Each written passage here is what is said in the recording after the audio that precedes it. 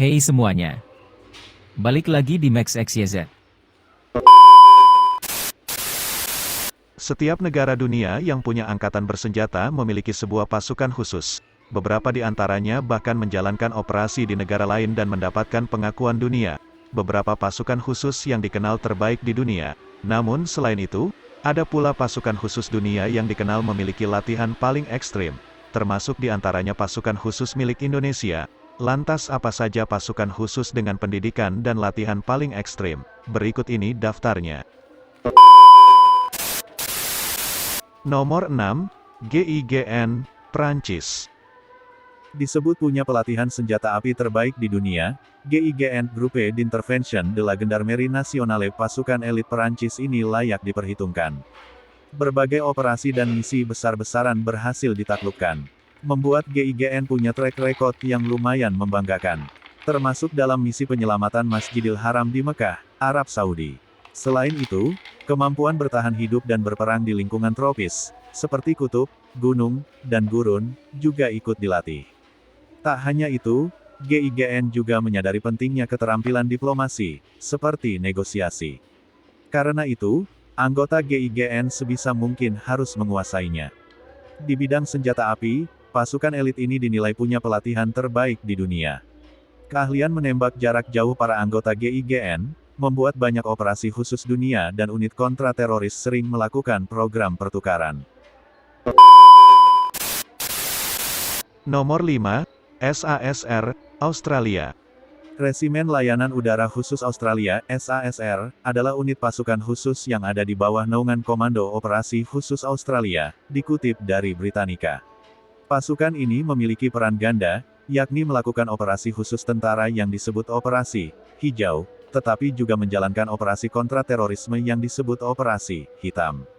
Dalam satu skuadron SASR, ada 3 pasukan, yakni pasukan laut yang memiliki spesialisasi di operasi bawah air, pasukan udara yang dikhususkan pada kemampuan terjun payung, dan pasukan darat yang terlatih di medan pertempuran hutan dan gurun.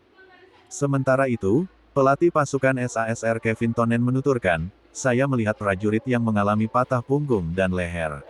Saya melihat banyak prajurit yang patah tulang di sekujur tubuh, dan ini terjadi di dalam latihan," tutur Tonnen.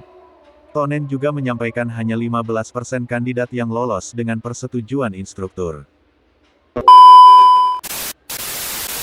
Nomor 4, Kopassus, Indonesia.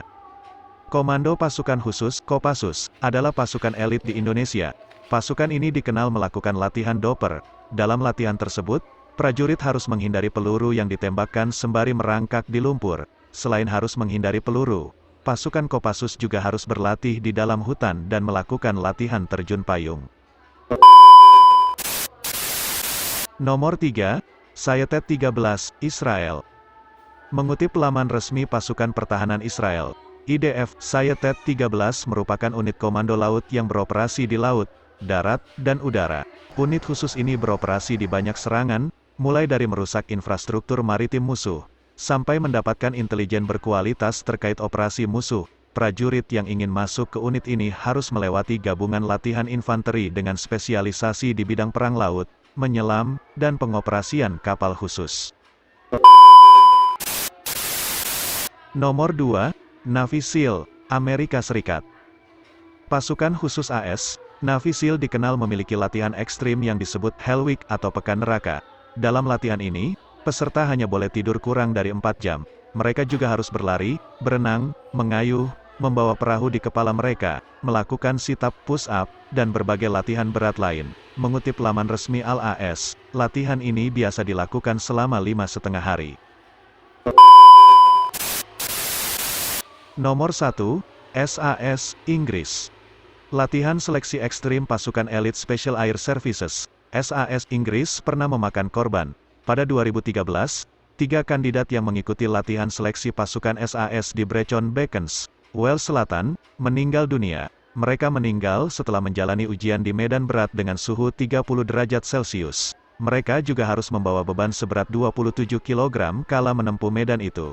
Sebagaimana dilansir BBC, ketiga prajurit ini meninggal setelah menjalani latihan sejauh 26 km di Brecon Beacons.